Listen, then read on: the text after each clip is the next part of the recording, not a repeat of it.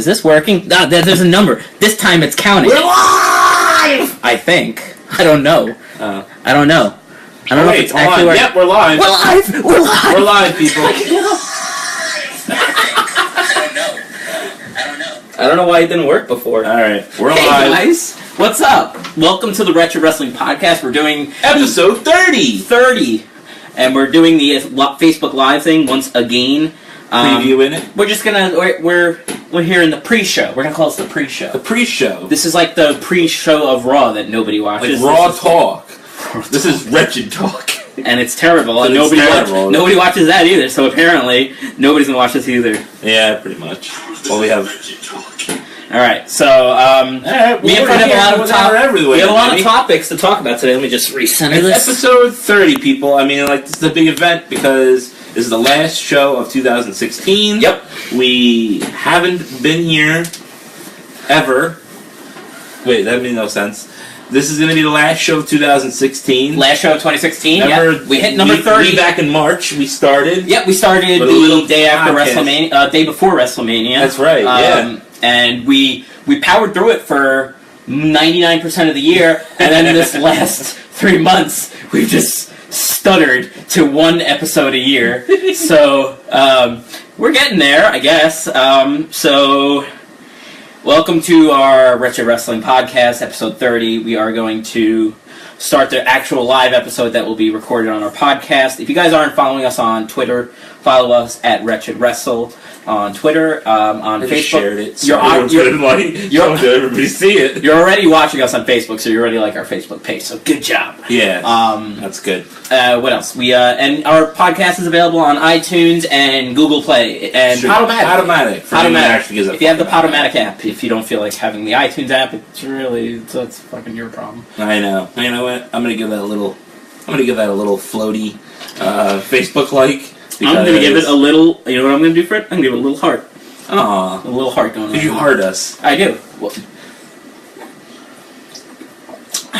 Alright, guys, we're going to go live with the actual episode of the Wretched Wrestling Podcast. So thank you for tuning in on Facebook Live. And I think we're ready to go. Let's hit it. Alright. You want to do our test that we normally do and yell at people and like make fun of that guy we always make fun of when we do our test? Does he even know we make fun of him? Oh God, no. Okay, so we might as well just let everybody know that we're, making fun of him. All right. So, let's just go. Let's just... Here we go. All right, everybody. All right, friends, we're getting pissed off.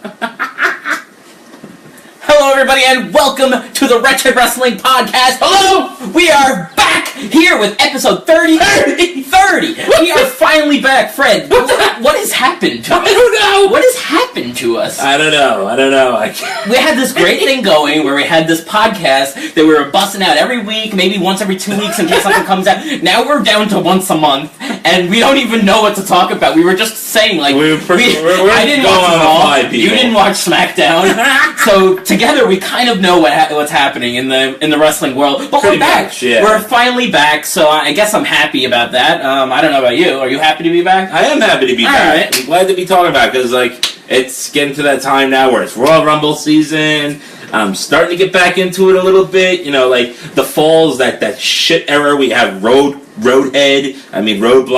Get it? And it was just terrible. So I'm getting into the Royal Rumble season now. Getting a little excited again. Something happened there. That's not good. That's fine. We're still live. Yeah, we're still live on Facebook, actually. If you're listening to this, you should actually be on Facebook Live, too, with us. Why not? I mean, we don't tell you when we're going to be on. Now it's in the past, so technically they can't go on now. Oh, okay. Fine. Yeah, so... But in the future, check out Facebook. Then we should actually tell you when it's on. Yeah, no. So anyway, this is kind of like a beta thing with the Facebook. But we're back. We're finally back, and we're ready to start talking about wrestling again. I think I'm ready to get back in the groove with wrestling. I'm definitely back in the groove. We talked about this when we first started this podcast. Is that December lull that happens every year? November, December lull. There's something about it where it's just like you just stop caring.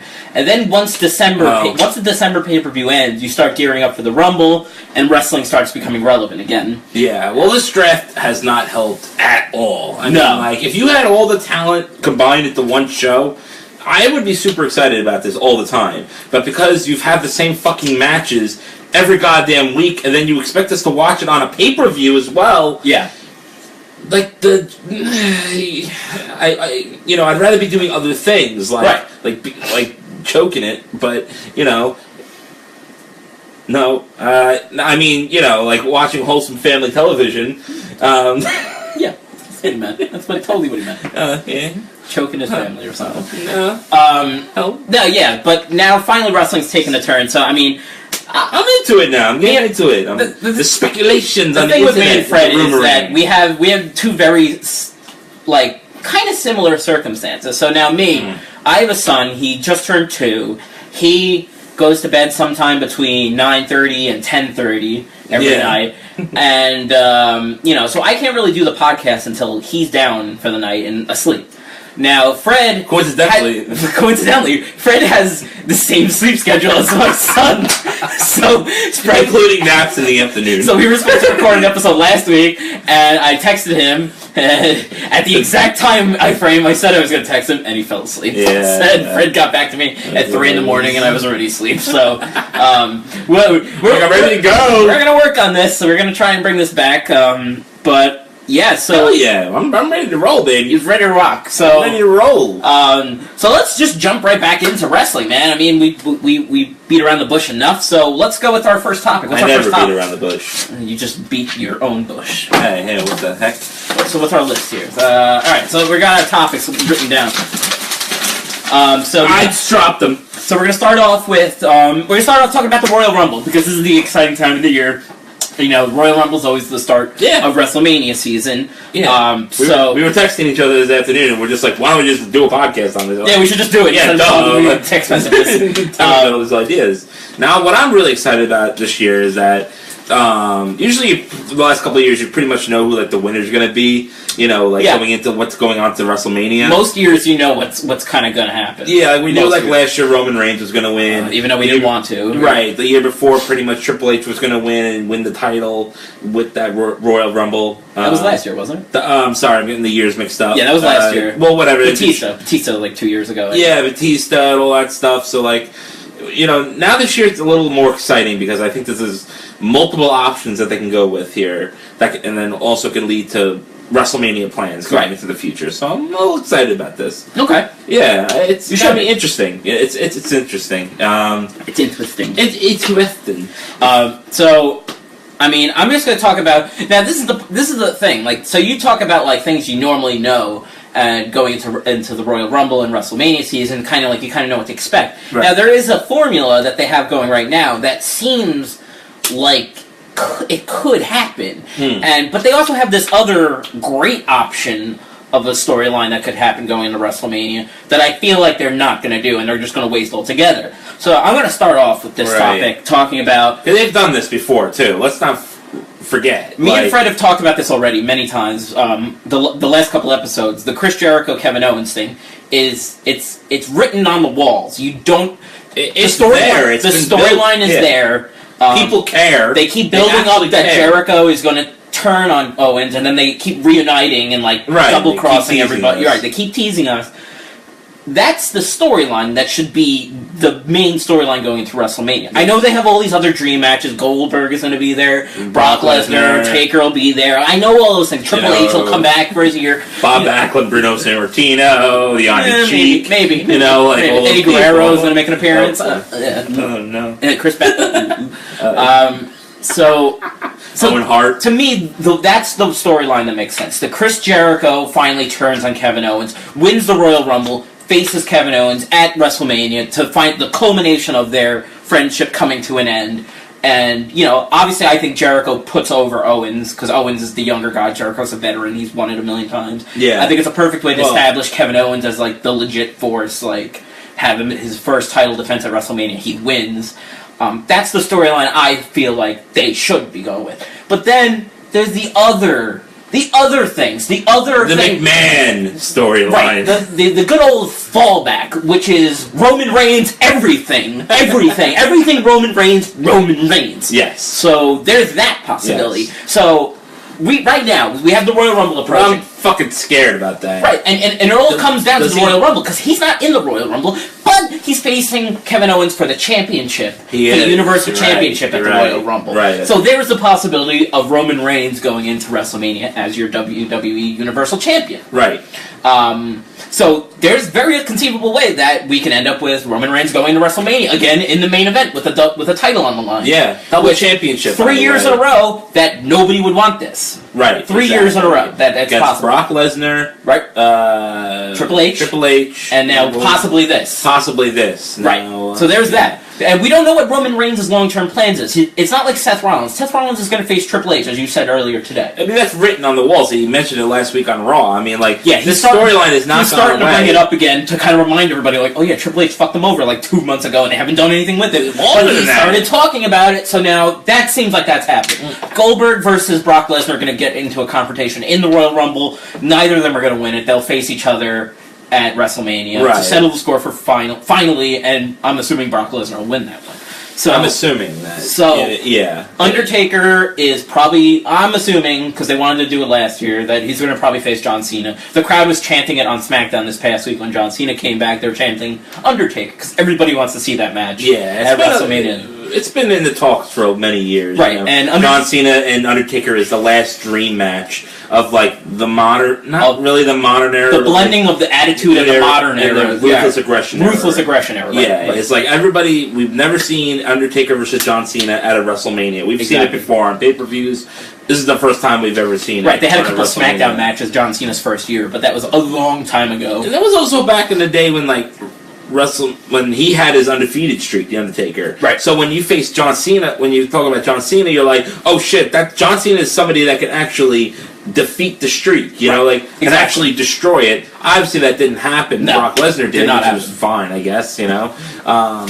Whatever. I mean, so we got a lot of things. So we know a lot of people have like set roles kind of going to WrestleMania. Maybe they're not announced, maybe they're not official, maybe things could change last minute, barring some kind of injury or something. We don't know. But those are the storylines that seem like are going to work out that way. Roman Reigns has been a prominent television character for 3 years now. Yes. And we don't know what he's doing going into WrestleMania. So that's the possibility that I see in him winning the title. Now, on the SmackDown side, you have John Cena taking on AJ Styles at the Royal Rumble, challenging him for the Royal Rumble for the WWE Heavyweight Championship. Yes. So then there's that old standby too. So you have the Roman Reigns standby, you have the John Cena standby. We could be going into WrestleMania with John Cena and Roman Reigns as champions and having matches that nobody wants to see. Right, or that have been like done to death. Cena versus Undertaker for the WWE title. They could do it that way to make people would care. That would make it more interesting because then it's like, oh fuck, Taker's going to win the title, or is Cena going to beat him? Like, I don't see that as being interesting because I don't either. Because I totally agree. No offense to Undertaker, but he doesn't need a title to make that. He doesn't need a title. Exactly. You know, he comes back every year. He does the old Undertaker entrance. It's the marquee, Undertaker thing. You know, right. Like he could face fucking James Ellsworth for all I care. It's Undertaker at WrestleMania. You know, yes. I'm taking that to an extreme, but you get my point. You know? No, I totally understand. Yeah. And then. But then you could also see whatever. You could see Kevin Owens losing a title and not being involved in a major match going into WrestleMania at all. Like he could just be a random match. It could just be a singles match against Chris Jericho anyway with no title. He doesn't need a title for that match to mean anything. Yeah, So who does Roman Reigns face then? I don't know. That's WWE. But then there's the thing that's happening right now on Raw. Just happened on the past 2 weeks of Raw. Last two weeks of Raw is that they're building up Braun Strowman as a legit threat. Very big. Braun Strowman was on Raw last week. Was very big. He played a major impact on Raw this past week. It's 2 weeks in a row. 2 weeks in a row. Finished the Raw 2 weeks ago, and then this past week he was all over the place. He's got like 3 programs going on at once. Like he beat up Seth Rollins. He fought him on Raw. He's still got to deal with Roman Reigns, and then he's got this little side program with Sami Zayn, which I actually think is more interesting than all 3 programs at once. Yeah, honestly. I mean they have a lot of things going on. Now this could turn out 2 ways. This could turn out to be like a great you got to build up. You got to build up contenders for the Rumble. It can't always be obvious. So build up a guy like Braun Strowman. They always build up a big guy going into it. It's Kane or Big Show or now Braun Strowman. Yeah. So there's that. Okay, that's fine if he doesn't win. But then there's the chance he could fucking win. And I don't put past them, because he was rumored to win. He definitely could. He was rumored to win the Andre the Giant Battle Royal last year, that Baron Corbin win, until he had a shitty tag match with the Wyatts on Raw one day, and they pulled the plug on his big push. Well, he was very green at that point. I mean, he still kind of is. Very green, but a year gone by. Much better than he was then. But, they obviously had a boner for them back then, and I'm not convinced that they're not over that. That whole idea of, like, oh, let's make this guy a megastar. So that's what scares me. I could see Braun Strowman versus Roman Reigns for the title, and John Cena versus Undertaker for the other title. And then you have this other possibility, which is so much better, of Jericho versus Owens for the title, and AJ Styles retaining the title against Cena and facing somebody else at fucking WrestleMania. It could be anybody. It could be anybody. It could be anybody. It could be like a ladder match with 6 guys in it for all I care. It could be like AJ Styles versus Dolph Ziggler, which I know they've done a million times on SmackDown, but hey, at a WrestleMania match where you give it like 25 fucking minutes between two phenomenal wrestlers. Somebody could change shows too, you know? Like that's it. AJ Styles has been getting a great reaction too. He could turn face. It could be a heel. It could be Randy Orton as a heel. It could be Bray Wyatt getting his first like major pay-per-view title match for all I know. I don't know. We don't know. There's a lot of people, and I feel like it's been tough. Like, you know, like the last couple of months, it's been the same fucking matchups, the same. I feel like they're all leading to some plan at WrestleMania, but they have this like purgatory where it's these last couple of months, and they just because of the brand split, you don't have any of these people to do random matchups with. You just got to do the same fucking matchup every fucking time, like Sasha Banks and Charlotte, like fucking fought like 10 times in the last fight. Right, and they changed titles like 5 times. Like 5 times, so now you know what I mean. So I don't know. I'm like excited, but I'm worried. I want to get past. I don't know which way to be. Like, I don't know if I should be excited about the possibilities of what should happen, or if I should be worried about what's more likely, what Vince McMahon wants to do, because we know Vince McMahon still lives in like the fucking late 90s, where like he has his own fucking plan for things, and even though he's like fucking almost 80 years old and he's completely out of it, and Triple H is obviously a better booker than he is, he still has ultimately the final say in everything. So I don't know. I'm excited for WrestleMania season. This is always a fun time. It's always a fun time with great speculation. And I've been waiting to talk about this since we started the podcast. It's like Rumble is like that's one of the most exciting times of the year. Rumble, but at the same time, it's also a very scary moment because they could do the Roman Reigns thing again. They've done Roman Reigns 3 times. They've done the Batista thing. Like that where the clear champion, the clear winner should have been Daniel Bryan, but they completely did not give a clear fuck about it. Nope. And they decided to go with fucking Blutista. You know, like he's like they just don't give a fuck. They don't give a fuck. And that's the problem with WWE. It's like we don't know where to go now. So I mean, I don't know if you have any other speculation for the Rumble. I have a couple other like things I've heard. I heard Kurt Angle might be coming back. He might be a surprise entrant in the Rumble, which would be cool. I heard Ty Dillinger might get called up and be entrant number 10, which would be fucking awesome. They have done stuff like that. I mean, there was like an NXT guy that came up one year. Yeah, Rusev. Rusev made his WWE debut in the Royal Rumble. Right, yeah, that's right. So they could possibly do that just for a one-off chance. Yeah. I don't know how Finn Balor's health is. I mean, he could possibly make a return, or just like a one-chance thing at the Royal Rumble where he kind of is in there for a little bit. Yeah, I mean, the Royal Rumble... I mean, anything could happen. The Royal Rumble, it's a great match to come back in because it's like a very high-stakes match, but you also don't have to do a lot. Like, most of the time, most of the guys are just holding onto the ropes and being like, oh, don't eliminate me! Like, it's not a match. It's not a match, really. It's like, there's like a couple spots at the end, but for the most part, it's just like, it's a clusterfuck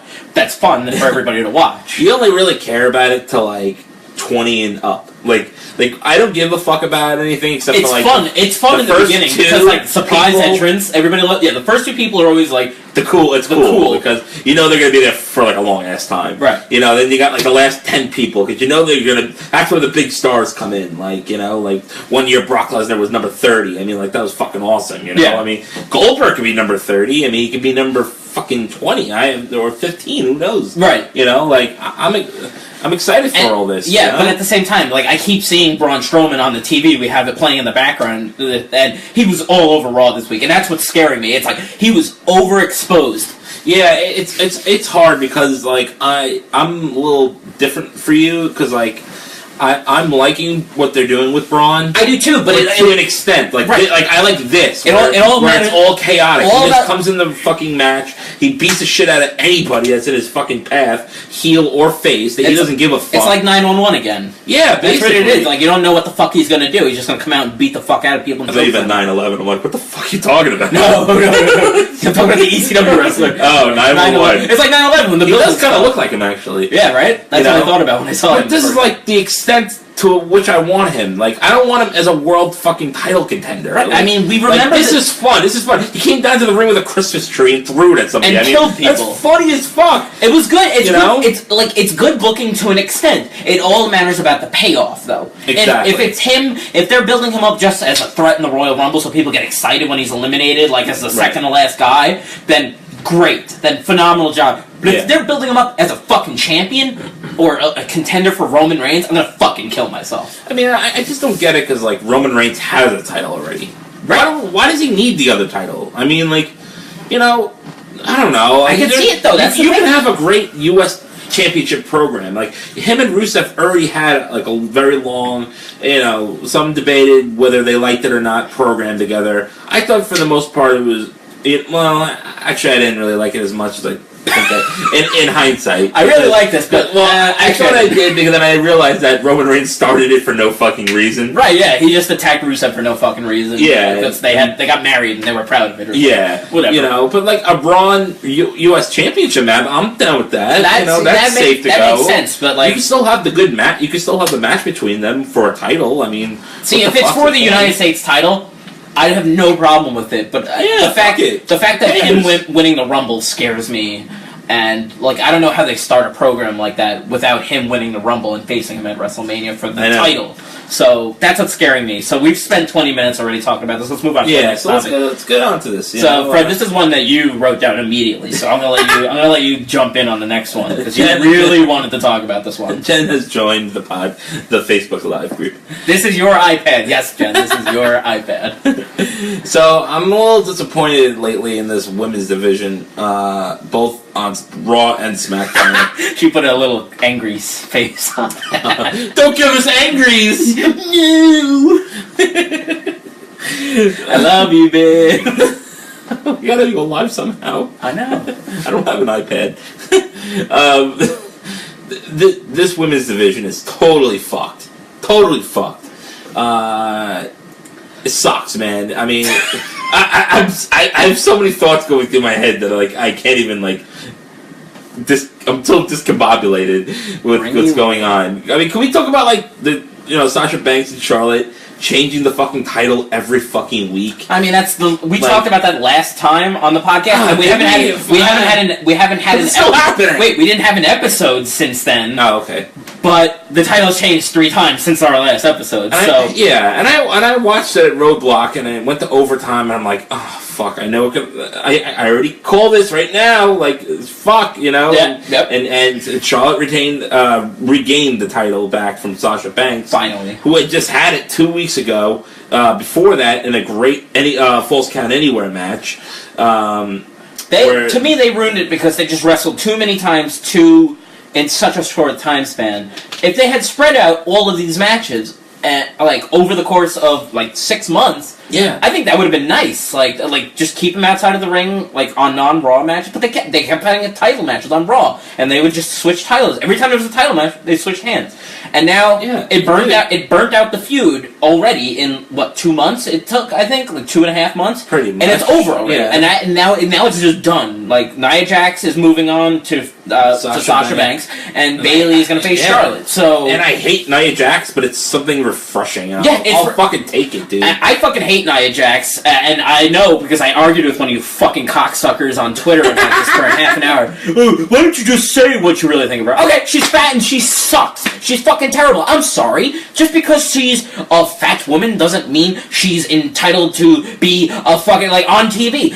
Why? She's not good. She only has a job because she's fat and she's big. And she's The Rock's cousin. Right, The Rock's cousin. If she wasn't related to The Rock, she would be unemployed. It's not like Karma, who came out and fucking killed people every week. Yeah, she's fat, she's slow, her offense is terrible. It doesn't look good at all. It doesn't look good at all. There's no redeeming quality. The worst leg drop in wrestling history. Yeah, I think her verbal skills aren't good at all. I just You don't need see to it. respect. You need to know It's who the you're same talking to. She says the stupid same shit. promo every fucking time. It's so fucking It's enough. retarded. It's enough. And then you finally get a new program between Bayley now is going to be feuding with Charlotte, but they fought 3 times already, dude. Someone had complained about this on the fucking on a webpage. They already fought like 3 times in like 2 months already. So that match has been done to death, and we didn't even get to the real program. Right, we didn't even get to a title match yet.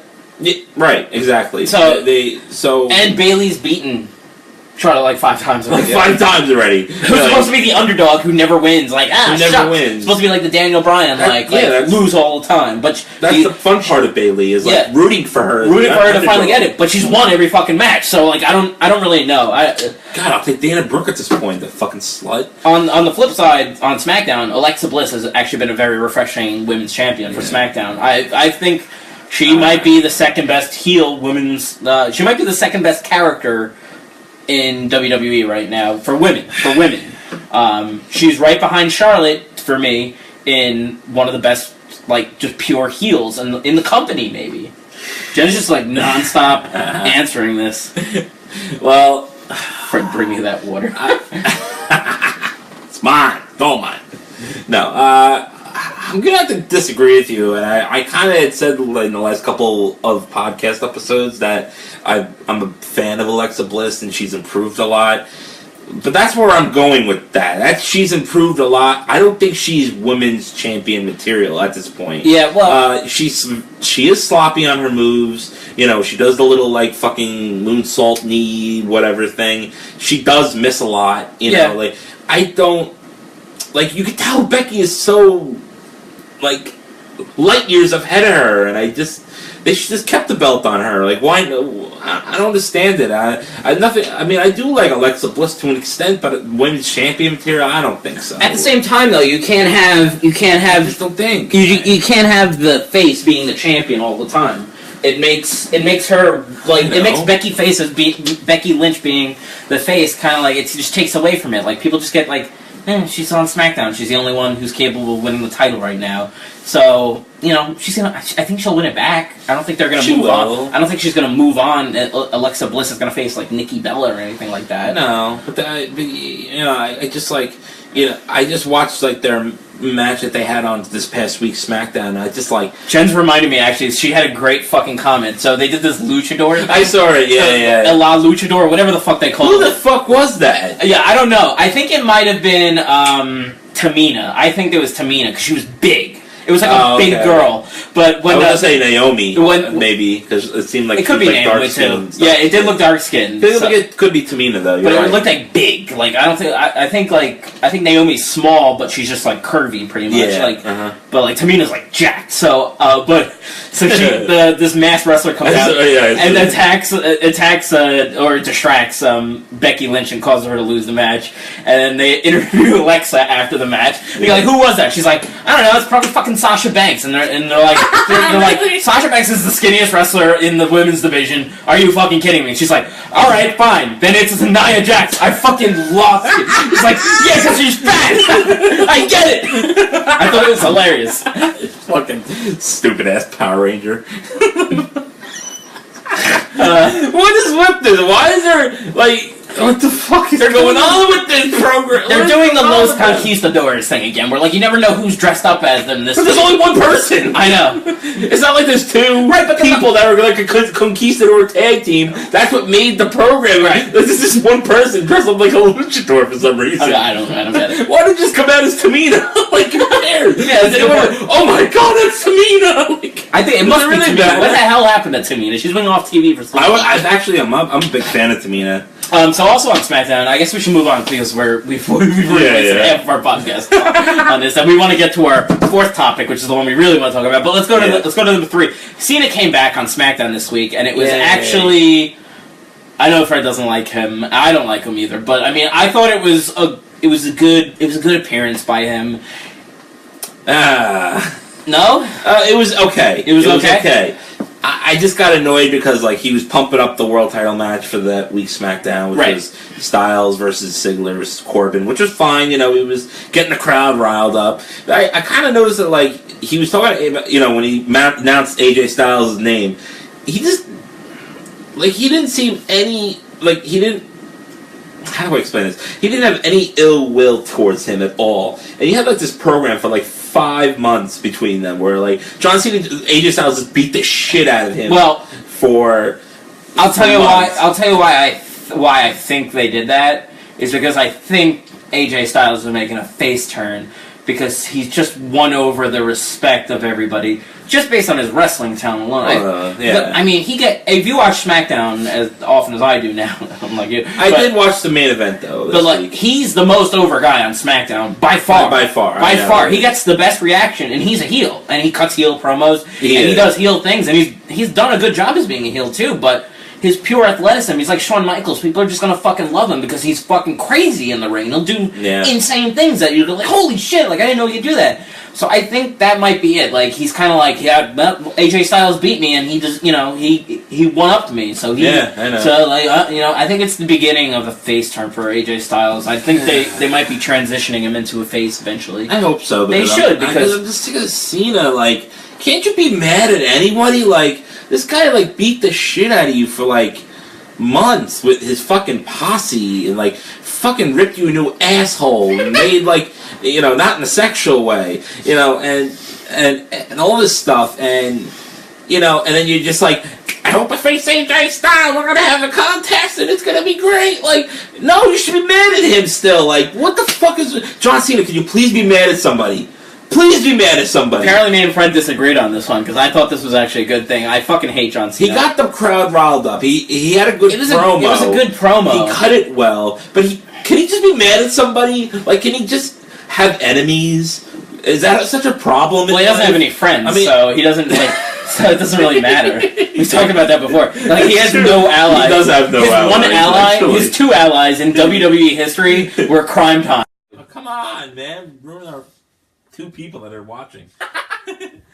So it just annoys me. It fucking annoys me every time. Just get mad at somebody. Why? Even when he was like with that huge feud with Kevin Owens, he was just like, you know, he'd be on commentary, be like, I still respect it, you know, the athleticism and stuff like that of him. And even like my ex-girlfriend who didn't watch a shit worth of wrestling at all, didn't even know who John Cena was like, this guy's a faggot. Like, why is he ever mad about anything? Like, he seems so fake. And I'm like, yes, you should be mad at him. I'm gonna say this now. I am leaving to get Jen fucking water. I am recording a podcast. You can get your own water. You are capable of getting up.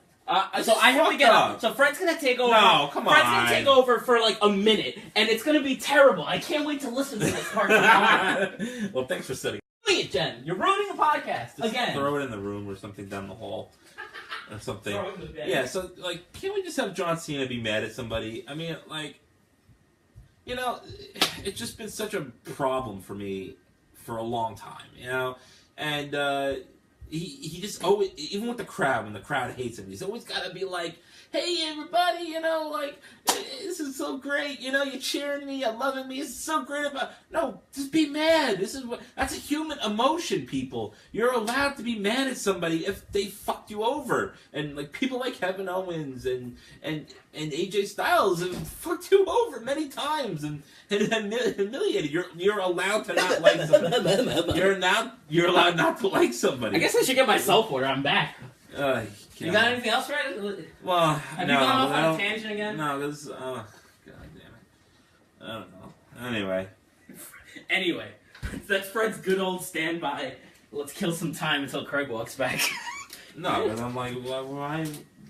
I had to get water, everyone. I had to get water. I wasted a minute and a half of the fucking podcast to get water for my wife, who is taking over the fucking goddamn comments in the goddamn page. Goddamn. Right. Okay. Fred's pissed. Now what you did, Jen? Fred is now pissed. He's moved on. Now he doesn't even want to record anymore because he had to talk for a minute by himself. He doesn't like doing that. No, Way to go. It's not that at all. I don't mind it. Alright, so anyway, enough of Cena.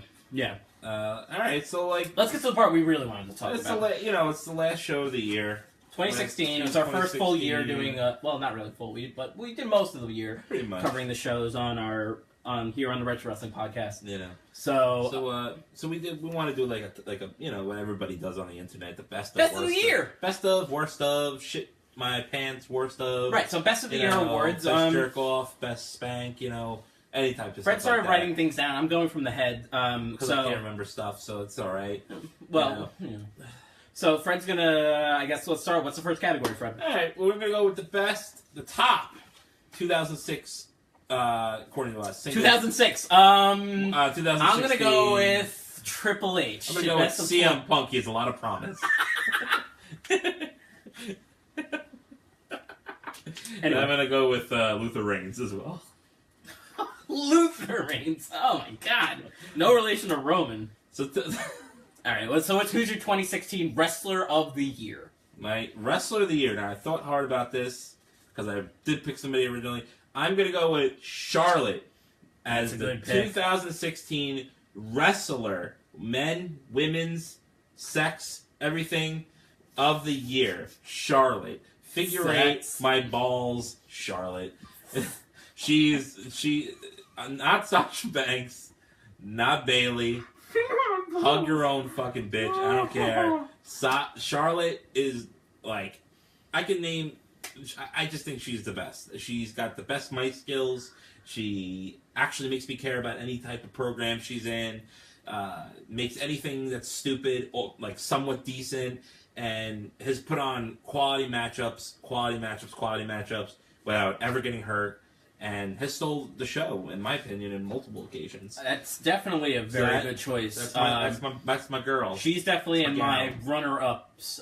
Who do you have any runner-ups for the year? You won't like this, but my runner-up, as I thought, was a little less, but is actually my 2016 singles is The Miz. Actually, I think I know you're not gonna like that, nope, but The Miz, was his year. I'm talking about this year. I'm not talking about in 2007 when he was feuding, when he was tag teaming with John Morrison. He had a good year. He had a great year. I thought he had a great year. He had a good year. I mean, he was in a lot of matchups with like people like Kevin Owens, Cesaro. I'm going with the whole year though. That's my thing though. Like we were talking about back in May and April when he was having January through May, he did nothing. He did nothing.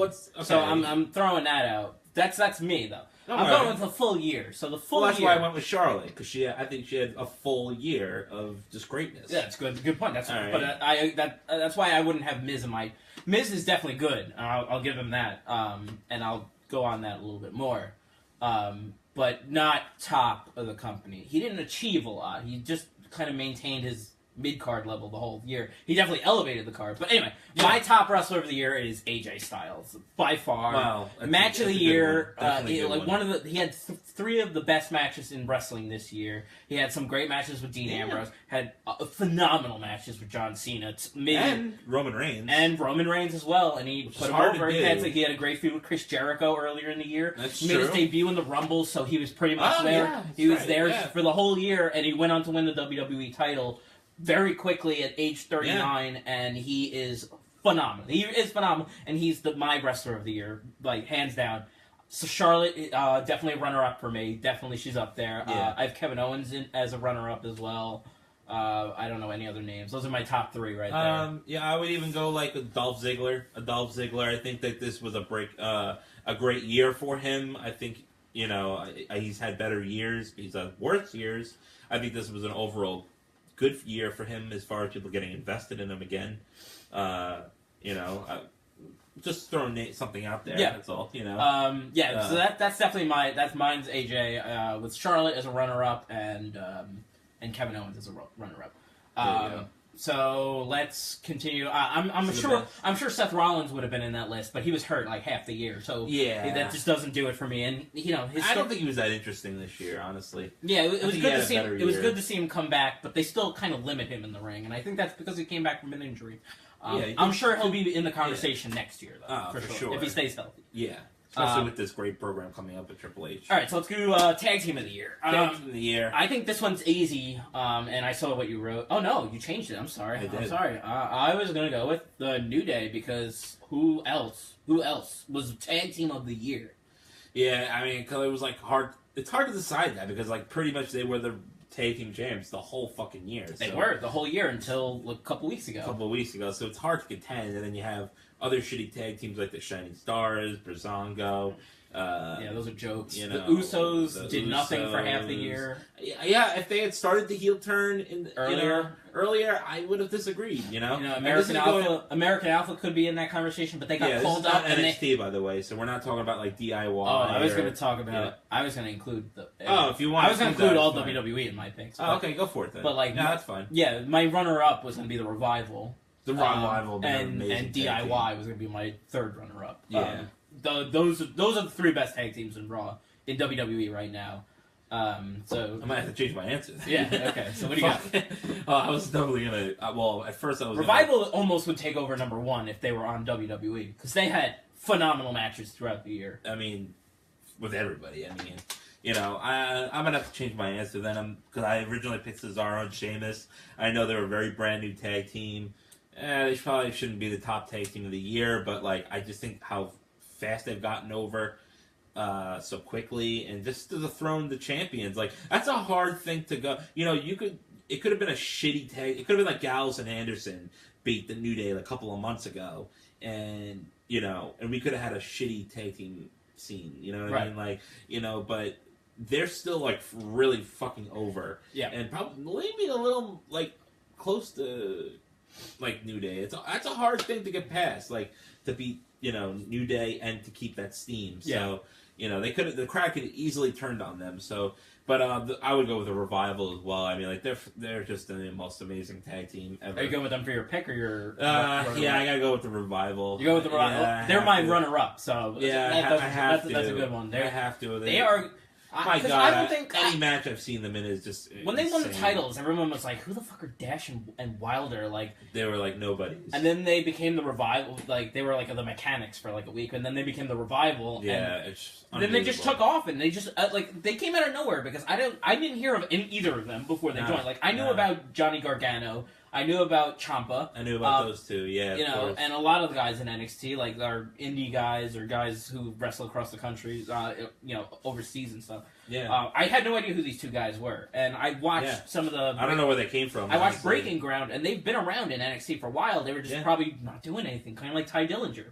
So they just kind of repackaged them, made them a tag team, and they put on phenomenal matches. So they're definitely runner-up for me. I just can't put anybody over New Day. New Day started the year as heels. They transitioned, it was a little bit of rough patch when they transitioned to face against the League of Nations. Yeah. Right around WrestleMania time. But, they kind of recovered. They recovered. They're still over as hell. They're still over as hell. They're like one of the most popular things in WWE right now, especially with the merchandise. They still could be the top tag team of like next year. Yeah, honestly, they without even the titles back without the belts, right. even too. So, well, anyway, so let's go on to so we're gonna go with our next is the match of the year. I'm gonna go. Now, I thought about this a lot. I didn't think of NXT in mind, but I really liked The Miz versus Dolph Ziggler, career versus. Did you say match of the year? Did you say that? Because I didn't hear you say match of the year. Oh, okay, you did. Yeah. Did you say it? Okay. Yeah, I didn't hear it. I'm sorry. Okay. That's my bad. So yeah, match of the year. Match of the year: The Miz versus Dolph Ziggler, career versus title. Versus title. That was a great match. That is up there for me. The whole program was like just awesome, and Dolph Ziggler that was like the program of his life. Like he cut like promos where like I was like seriously invested in this person. Too. I have not been invested in somebody like that in forever. I was convinced to the point where he's crying, and I'm like, what the. I was convinced he was a goner too because he's gonna lose. There were interviews a couple of years ago when he said he was gonna hang his boots up in a couple of years. So I was like, this is a couple of years later. So I believed it. I thought he was gone, and when he won, I was elated. I'm like, well, this is fucking great. They still have a great performer. Like they're probably not going to use him, right? And they haven't. But he's still around, and he's still going to put on good matches. So that's definitely a runner-up for me. Do you have any runner-ups? I mean, it's not the best technical match. I'm not going to say it's like the best, like high spots and all that stuff. But like as far as like me caring insanely about that match, like there's, I can't compare it to anything else. There's so many other matches I could think of. Because AJ Styles had a ton of matches. Kevin Owens and Sami Zayn have had a ton of great pay-per-view matches. Yep. Where we were saying in the beginning of the year, this could be the match of the year candidate already. You know what I mean? We've done that a couple times. Did it a couple times. That Early in the Intercontinental Championship. That's match. one of my runners up. What was it? That was a runner up. The up. Miz versus Cesaro versus Sami Zayn. Sami Zayn and Kevin Owens. Kevin Owens. Oh, that was amazing. a brilliant match. Great match. That's a Stole hard the show. And a 4-way is hard to pull off. I'm going to go, my match of the year is going to be AJ Styles versus John Cena at SummerSlam, the third match of the 3. That great match. was one of my favorite wrestling matches in the last 5 years, too. Like, yeah, that really was good. A great match. They gave it a ton of time. We didn't think Styles would win. No, we didn't, and that solidified AJ Styles as the wrestler of the year for me because he had already had all of his other programs with everybody else. He later moved on to Dean Ambrose, but like that was the one that made him. And if he's the wrestler of the year, he should also be in the match of the year. He was in several match of the year candidates. I agree. I agree with the Fatal 4-Way Intercontinental title match. That's one of my runners up. Yeah. I'm trying to think of another one. I want to say Shinsuke versus Samoa Joe at NXT Brooklyn was great. Can't go wrong with that. And I could even throw in the Revival versus DIY at NXT Brooklyn because that was a great match. Even though do you DIY, like that or the 2 of the 3 Falls match more? I like the first one better because it was like it was a kick in the gut when DIY lost. That really was. Everybody thought they were going to win, and then they just lost, and then they ended up winning next month. But it was it was a great fucking match though because it was good storytelling too because. And they built it slow because it was right after Cruiserweight Classic, and Johnny Gargano got hurt by T.J. Perkins with his leg lock, and they did the same move to him, and they just really sold that move. It was great. It was great storytelling. So that's another runner up for me. Let's go on to the next category. Breakout of the year, breakout star of the year. So this is like the person that's had just maybe like a rookie or somebody that we think that was there originally and then just had a great year. Who arrived, it could be anybody. It could be a guy who's been toiling around for a while and then just exploded, or it could be a guy who just came out of nowhere, never saw him at all, and he just joined the company and did it. I would say AJ Styles, but he's my wrestler of the year, so I'm not going to waste it on that. He's not really a breakout star considering he was a star before he came here. That's a tough. This one's tough for me. I actually don't have an answer. I know you already have one, so let me think about it while you talk. Well, I actually am changing mine. I originally was gonna pick the Miz, but you kind of said it. He's been Intercontinental Champion. He's got some great promos, had some great programs, having a great kind of thing with Daniel Bryan. Whatever. But I think Cesaro is just the breakout star of the year. That's a good one. He went into he was over for the Andre Memorial Battle Royal and kind of fell into obscurity.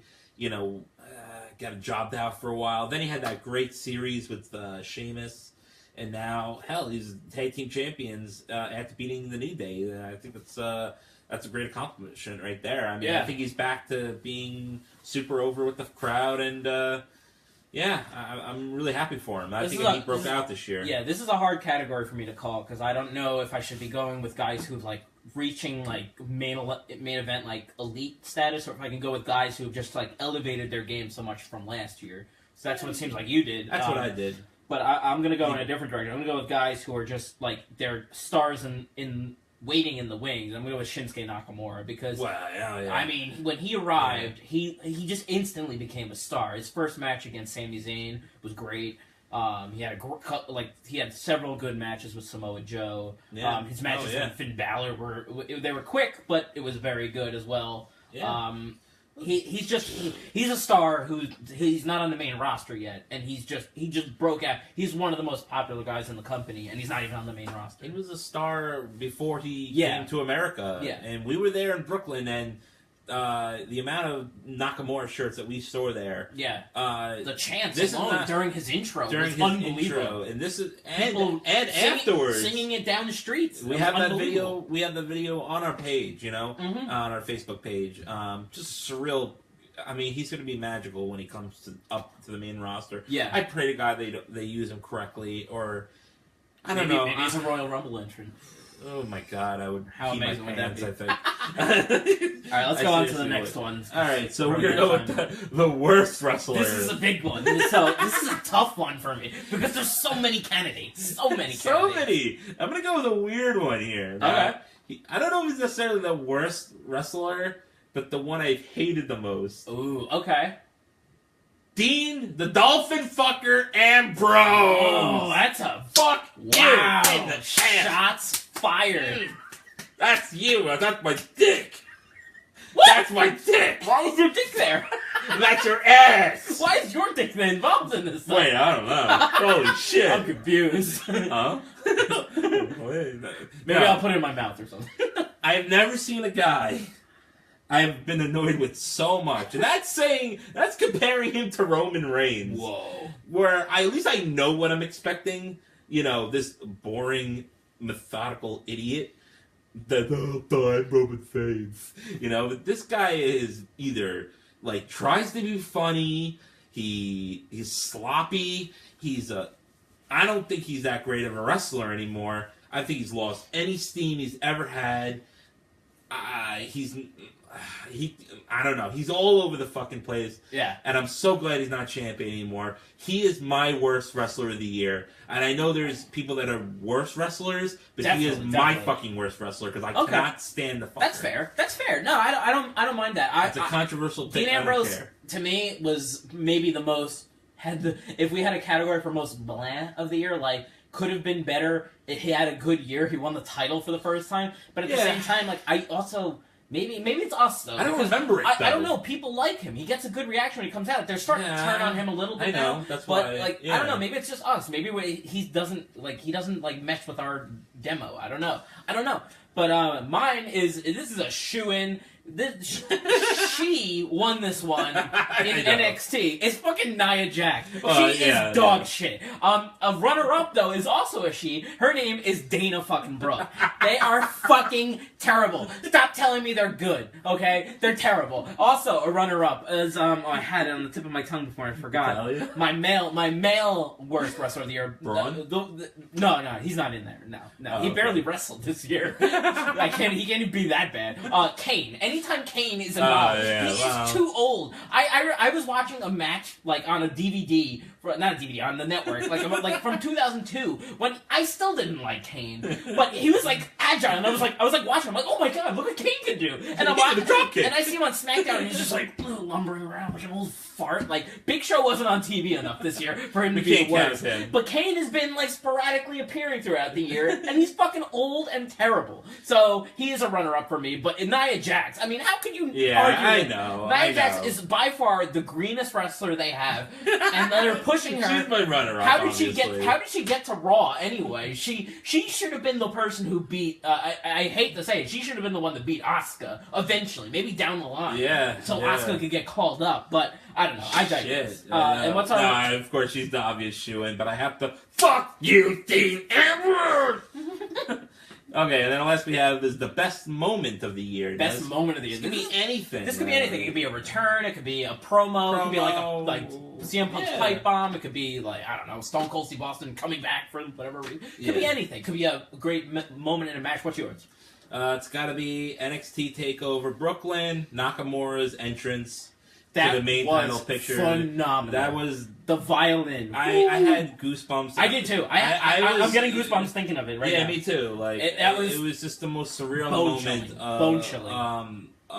of my life, and even like the moment like where he returned to Japan and the crowd went insane for him. I felt like all this emotion coming from it because I was like, holy shit, because I knew how much of a big deal it was, and I felt it through him. Like so, like even that's like a great moment. But that moment when we were both there live. With the violin, and he came out, and because everybody was fucking pumped for him anyway, well before like the show even started, and then when that came, oh my god, like that was amazing. You didn't even need the match; you just could have just had that entrance, and I would have went home happy, honestly. This is a real tough one too, because you could put anything in this category. Best moment of the year for me.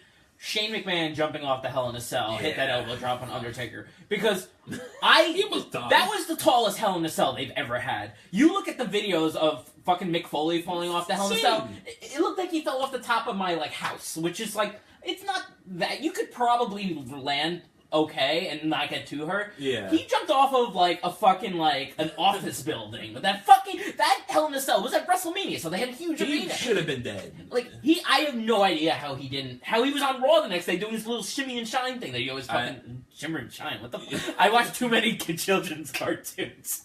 I just made a shimmer and shine reference. High spot to all your parents out there. Oh my god. I'm What so parents? sorry. No one's watching this. We have 3 fans and we drove them all away. I didn't even get to my gay stuff yet.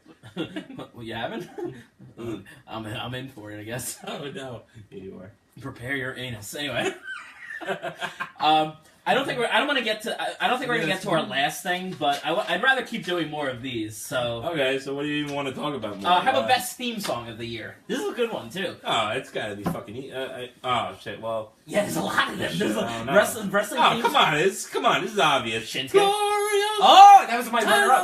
I was thinking that was Shinsuke, but that's my. That's the best fucking theme song. Close second. Second. Like people that didn't even that kind of like wrestling were like, I know, obsessed with that song. I know, it's amazing. It's like, a great song. People on Facebook are like, I love this song and stuff. You're like, and he didn't even know who he was, like, you know, and that makes him that honestly, like, I love Bobby Roode, but like that song makes him. You know. I was almost gonna go with Enzo and Cass, but that's more of like promo of the year kind of thing. Like, you know, the song's not really the. How about best guy on the microphone for the year? It's gotta be fucking Enzo. Yeah, I don't know. I feel like Enzo just kind of goofs it up most of the time, so it's hard to take him seriously, especially when they haven't really achieved much. Like, you know what I mean? Like, maybe if it was like I think of like guys like Paul Heyman when I think of like Paul Heyman's not my promo of the year guy, but he would be in the conversation because his promos are just so passionate and he gets you in every time. Enzo is just kind of like silly, does the same thing every week. I love Enzo. I think his promos are great. Don't get me wrong. He's definitely one of the best promos, but I don't... Maybe I'll go with Charlotte. Charlotte is very good. I might go Jericho on that one, too. Jericho too, man. Revived his career with the stupid things he say. I know. But, like somehow... Quiet. Like, something that is just hilarious. Something that he did about it was good. Like, he made it, like, a thing. It. One word.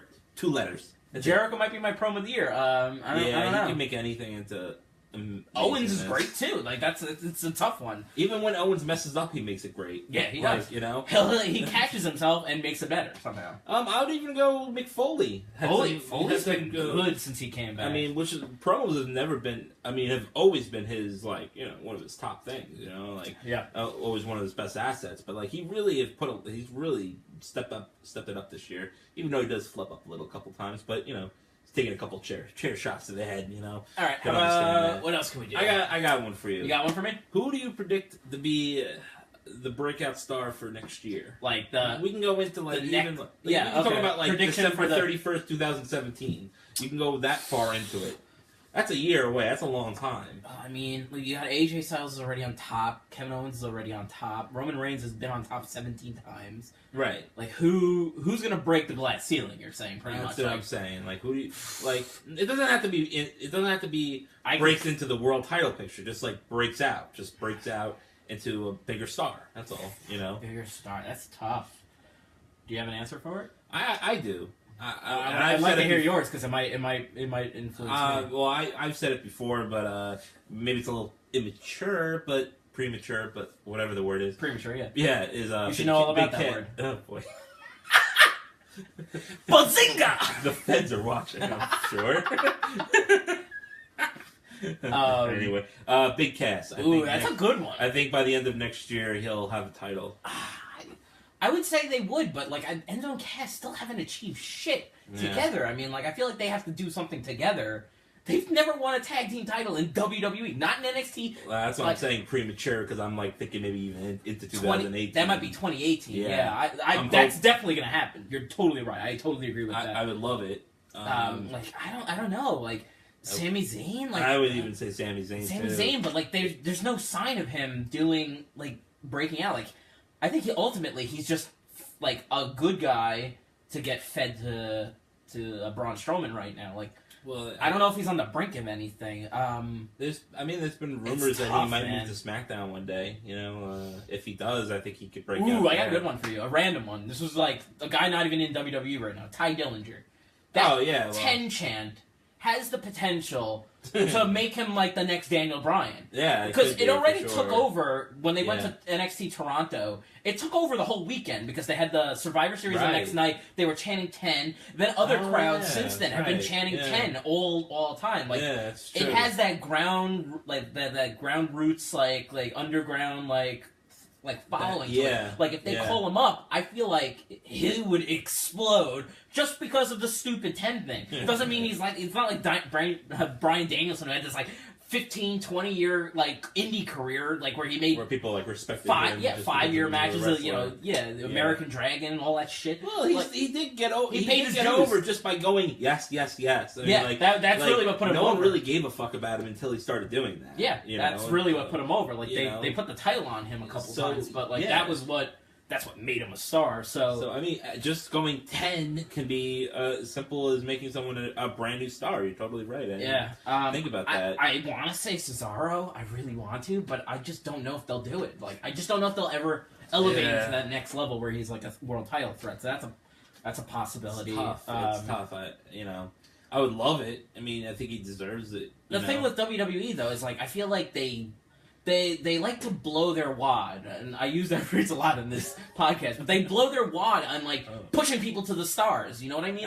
Like they just get this idea behind them, like, and then they're just, like, they're like a world champion, like, 3 months later. Like, they did it with Finn Balor. Finn Balor, that could have been the one that could have been next year's one, but they already blew that already. Like, he came to WWE, got called up, and became instant Universal Champion. I like the guy. I think he's great. I don't think he's world title material right off the get-go. Right it should have been a couple months build. Like, yeah, and unfortunately now, like that, he's gonna come back into that. I think he's gonna lose a lot of momentum. Yeah. Unfortunately. Oh yeah. Unless he goes to SmackDown. I mean, I can't see it because they need guys over there. I don't know. Honestly, because I mean, you got AJ Styles who's a great wrestler, and you got some other guys like Dolph and stuff, but they're not like guys where you get super invested in stuff like that. It's tough. I don't know. I mean, I got one for you. Next guy to be released. Next guy to be released. Apollo Crews. No. That's I haven't even seen him on television. He wrestled on like a Tribute to the Troop show, and then like had a rematch the next week. But he beat the Miz. And then the Miz beat him on SmackDown the next week. So when was that? Like a couple weeks ago, like last week.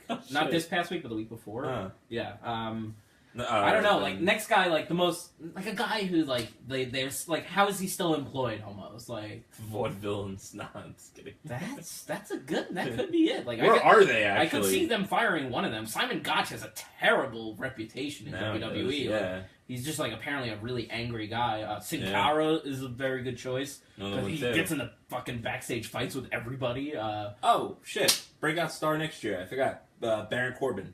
Oh, that's a good one too. That's a good one. I think I could see by the end of the year him being like not a world champion. Sorry, but like a IC champion. They're starting to push his like image because like he won like an award in some like magazine, like most metal wrestler, most metal athlete because he's like hardcore.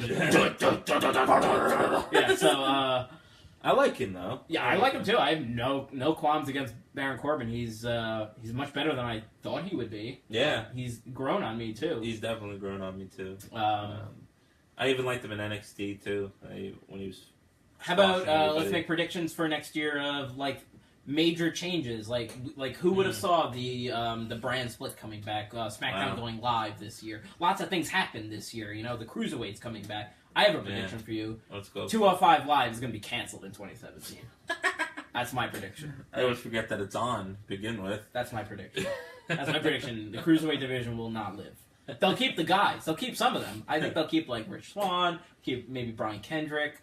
A couple of those guys, Cedric Alexander, but I just think they're going to cancel the Cruiserweight division eventually, or they'll do what they did back in the early 2000s, and they'll just kind of like phase it out and make it unimportant. Like they're trying to make it important still, but I think that's gone. Oh God, what would happen? Maybe a big return, something crazy that you didn't see happening, like. Brian Daniel Bryan does come back at WrestleMania. I hope he comes back at WrestleMania for the one match against The Miz. It's because they've been building this stuff for so long. I mean, like I feel like there's got to be some blow off to it. I mean, or are they just like doing like a new era Austin versus Vince McMahon? Where like, but again, Vince McMahon so boring. Though. Yeah, but Vince McMahon did wrestle every once in a while, so yeah, I know. I don't know. I don't know if they're just doing an authority versus non-authority figure type of thing there. I don't know. There's a lot of things to look forward to in the new year. Yeah. I just hope that like. I wanted to talk about this more, but we're running out of time here. But I'll get into it a little bit. If you want. But like WWE had a pretty good year. I mean, they established a lot of new guys. A lot of guys elevated themselves to these things. A lot of guys healed from injuries. They lost Daniel Bryan early in the year to his career ended. Yeah. But other than that, even wrestling deaths this year, this was a pretty good year for WWE. Oh, I mean, it's a horrible way of saying it, but the worst death was China. That was the worst. And yeah, that was a pretty big one. That one's a big one, and Balls Mahoney. And Axel Rotten, Axel Rotten died too. Yeah. Otherwise, it was pretty good. They didn't could have been it was 15 other people. Piper the year before, a Warrior the year before that. When did Dusty die? Was that? That was a couple years ago. Oh, okay. Yeah, I mean we're already doing the second Dusty Classic right, in yeah. NXT. So it's at least 2 years. Piper's dead too. Piper, Warrior, we lost a couple years ago. Randy Savage even longer ago. We didn't lose any fucking icons, so at least we have that. So yeah, Jesus Christ. Crazy So, year. I mean, there's been a lot of good things and a lot, towards the end, you think, more the most recently. So you think that the last couple months have been horrible. So you think the year has been horrible, but there's been a lot of good things. I'm saying pre-draft has been pretty damn good. Yeah, and there's been some good moments since the draft too. There's been some good matches. We had more. I think we had more quality matches this year. But to me, the thing that's killing it is the amount of pay-per-views they do.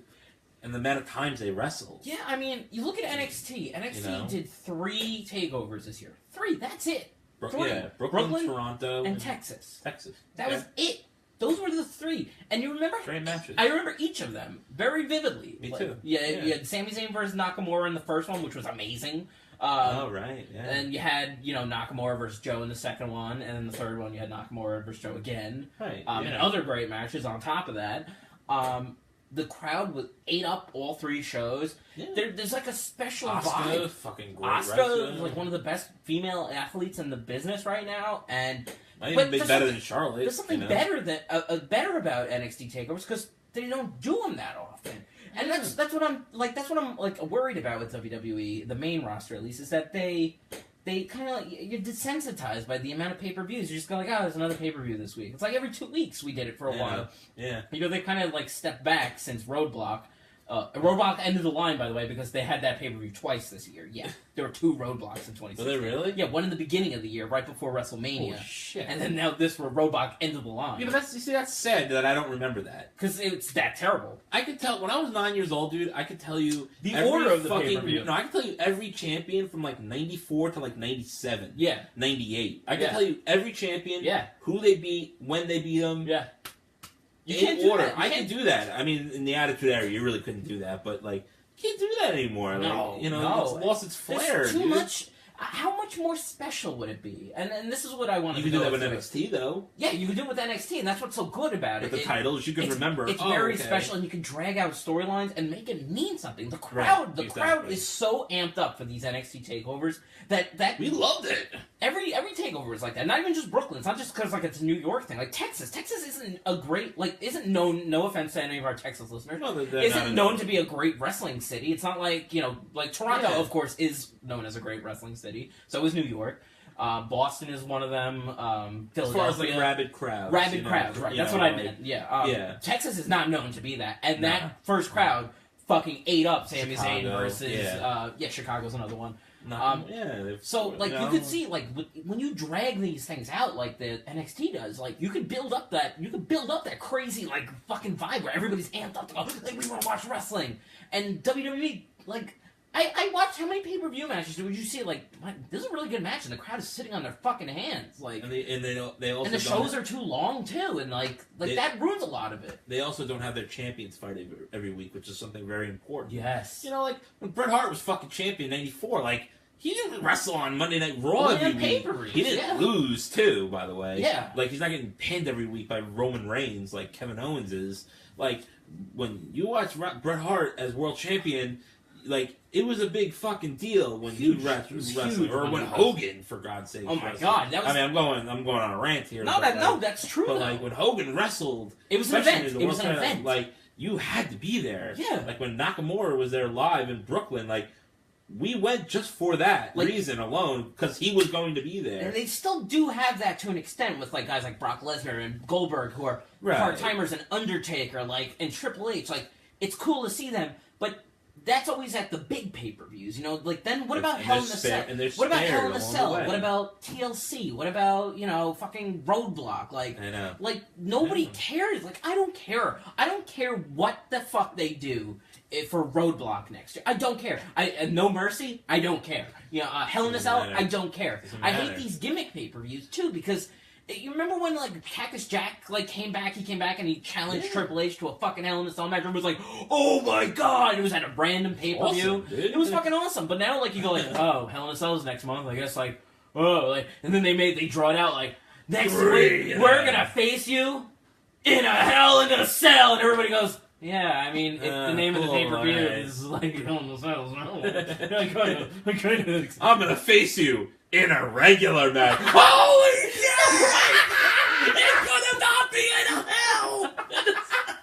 So, I mean, I don't know. That's... There's a lot of this shit that came from the Attitude Era, dude. Yes. And they just realize that they're not... We don't need to have a pay-per-views every month anymore. How much money are they honestly making with these pay-per-views? They can't be making much, because most of them aren't even actual pay-per-views anymore. They're just network specials. I think they just make They don't money even have the of, pay-per-view buy rates anymore. So, what I want to know is, like... It's all merchandise now. I guess it's merchandise, I guess. Like, it has to be. Like, but you still have to pay the talent for performing in those shows, so, like, is it really that beneficial for them to have...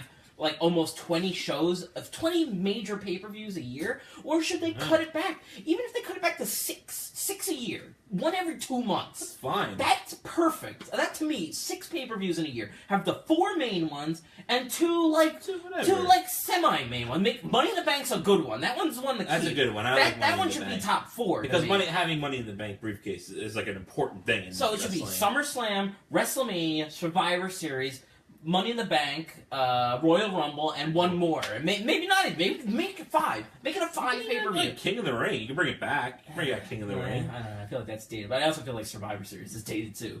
So, I don't know. But those are where, like, breakout stars came about. You're right. Like, you're right. You know, when people... Yeah, make it a tournament. If it's special... Where the hell did Stone Cold come from in 96 if they didn't have King of the Ring? You make a good point. Because if they brought back the King of the Ring... Like a and if it was once in a while pay-per-views, fine. It brings up, like, there's a pay-per-view every fucking 2 weeks at this point. Like, and then you already saw the match 2 weeks ago, or last week, and that's and a lot 2 of weeks rematches. ago. Like, fucking cares? SmackDown's been like I think SmackDown's been a good show, but at the same time, I said this before. Like, it's like watching a rerun every 2 weeks. Like, I know. Like, it's either one guy's on commentary complaining about the other guy, or the other guy's on commentary complaining about it, and they interfere. It's the same thing every week. So that's why I kind of stopped watching it for a while, because it's like the same shit. It's like, oh my god. How many times can I watch fucking Styles and Ambrose go? Right, and even though NXT got gutted by the draft, by the draft and like these other random call-ups, like Baron Corbin like left during WrestleMania season, just like that, like even that, their roster is gutted, yet somehow their takeovers are still great because they have 4 matches, 4 or 5 matches, like that's all you need. You know, you have WrestleMania, and you have SummerSlam, you have Survivor Series, and they're all like 4 or 5 hours now. They start at special start time at 7 o'clock. And by the time see WrestleMania, but like Survivor Series, really 4 hours, dude. Yeah, like, and you remember the main event? The crowd was fucking dead for Survivor Series. Yeah, they were dead. Bill Goldberg and Brock Lesnar made it cool because it was quick. But they had the world title match right before that. And it was dead. It was dead. It was completely dead. It was like, this is a good match, and nobody gives a shit about it. No, I know. They got to cut down on the shows. Like I said, NXT is just like, they've got it down to a science. They have it down to a science, like, and I mean, build up new stars, and then they ship off. You build up new ones. I mean, like, it's basic fucking wrestling. It's basic booking, wrestling. and like basic booking. It's not feel that hard. WWE tries to make it that like they have one show 2 hours. They shoot themselves in their foot, or an hour or whatever. Right, and WWE, like main WWE program, just shoots themselves in the foot because they're trying to overthink it. Like, well, what if we have 30 pay-per-views? We'll make millions. Like, no, less, so more people buy it. So it's special when it happens. I know. It's not special when there's a pay-per-view every 2 weeks. I have no clue if it's just Do you remember being because they're public now and they have to generate money? Like, I don't know. I I don't know the reason for that. I mean, that could simply just be the reason why. Dude. They have house shows for that shit, though. They still make money at house shows, I'm right, sure. You know, yeah, they do. I mean, there's no television production cost for that, you know. So that's easier for them. No pyro, produce. No pyro. They just like put a Titantron up. That's it, and that's all they need. That's all music, you know. So. Yeah, I know it's a lot, you know. It's but we still watch it. You know, we still try to watch the shows anyway. Of course, the pay-per-views anyway, because that's when special things are supposed to happen. But special things are supposed to happen. More for the most part, they get don't. Annoyed. But for the most part, they don't. Like every pay-per-view, it just feels like I feel like I watch Raw. Like there's like not a lot of things change so quickly. Things change so quickly. There's a lot of title changes. There's a lot of like talent, like just doing the same thing. Like I don't know. I'm just like I miss the big fight feel that pay-per-views used to have. I used to like I don't know. I used to love the feel of watching a pay-per-view. Like just that build, that day of. Like I'd wake up Sunday morning, I'd be like, oh, it's a pay-per-view on tonight. It's gonna be awesome. Like maybe Stone Cold will win the title back tonight. Like this could be awesome. Like maybe The Rock will come back from an injury or something. Like I used to love turning that shit on because there was like an aura about it. Now I don't care. I don't care. Maybe it's because I'm old and jaded, but I just don't care anymore. It's a lot of them. Like a lot of them, we still are into it. Like of course, we still get into people. There's still good things. There's still good things about it. I mean, but it is the Wretched Wrestling that brought us to this Wretched Wrestling podcast. That's true. It's like a lot of it's wretched, and hopefully, the silver lining is Triple H is the one kind of in charge of NXT and how it's run in the booking and acquiring the talent. So I mean, hopefully one day he takes over all of WWE. If I was a wrestler right now, I would just beg to stay in NXT. Yeah, why wouldn't? Maybe why would you want it? Why would you even want to get to the main roster where there's so much bullshit, so much booking, so much politics, like so much garbage and traveling, like besides merchandising checks? Why would you even want to fucking be? NXT you can live in Florida and then travel for their takeover shows. Yeah, like, it's great. It's actually a great show. Yeah, it's a great gig. You could actually have a house and you could live with your family for most of the time. Yeah. Like I don't know if it's money wise, but I don't know. We're going. We're going on a crazy rant. Yeah, we went on a little bit longer than we normally will, but we had to get back in the groove too. It's also we're starting to gear up for WrestleMania season, so it gets a little exciting. Yeah, it's gonna be fun. Yeah, that's pretty much gonna wrap it up here on the Wretched Wrestling podcast. You have anything else you want to share? No, I don't think so. I think pretty much there's been this weird Roman Reigns, John Cena Twitter feud going on. Oh, God. I don't know if you heard about it or something like that. No, I haven't. Oh God, I wish I could remember what it was about. It's something stupid like, something about someone had taped the video of Kevin Owens was facing Roman Reigns in a match at a house show, and basically he was yelling at the guy in the audience. Kevin Owens was saying like, "Oh, I make more on my merchandising checks and stuff." So then Roman Reigns made a comment about it, and then I don't know, whatever. It was a stupid story. Let's fuck it off. Let's fuck it off. Let's fuck it off. I think that's the name of our episode. Let's fuck it off. Fred just named it. It was a bunch of faggots bitching on each other on Twitter, and of course don't do it man to man. Yeah. Anyway, I'm out. Fuck it. Alright, I'm out. Alright, sing your goddamn song. We love wrestling. Bye-bye 2016. Except for Nia Jax! No. No. Bad Nia. Bad. Stay. Lick your butt. Kill yourself. Fucking bitch. Alright, guys. Take care. Stay tuned for hopefully another episode in the next 2 weeks. We'll be back. Follow us on Twitter at Wretched Wrestle, our Facebook page at Wretched Wrestling. See you guys next time. Faggots. Peace! Bitches. Yeah! Alright, bye guys. Oh man, this show's fucking shit. It really is. I'm not even going to do the fake thing where we pretend we don't know we're recording, because we know we're recording. They know we're recording. Oh shit! Yeah, oh god, you caught us. Whoops! The one person. All right, guys. Take care. We'll hopefully we'll be back next week with some updates. Peace out, Jimmy Evans. What? Jimmy Evans. Jimmy Evans 79835468310000357. What a fucking Keep sending us those anonymous random tweets. Yeah, where do you get these gifs from? All right. Peace out, Jimmy. Peace out, though. I like it though. Jimmy Vollmer. Jimmy. Tweet us, Jimmy.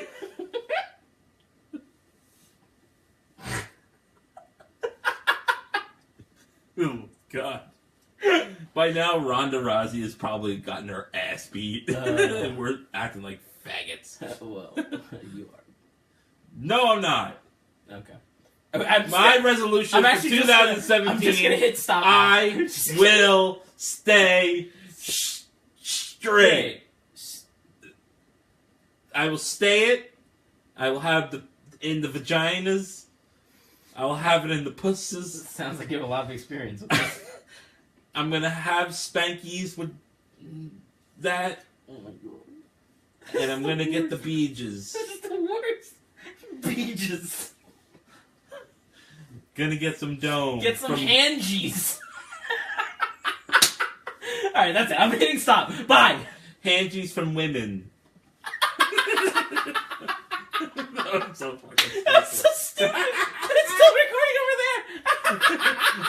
Hangies. Alright, let me save this. Hey guys, welcome to the Wretched Wrestling Podcast post-game show. God.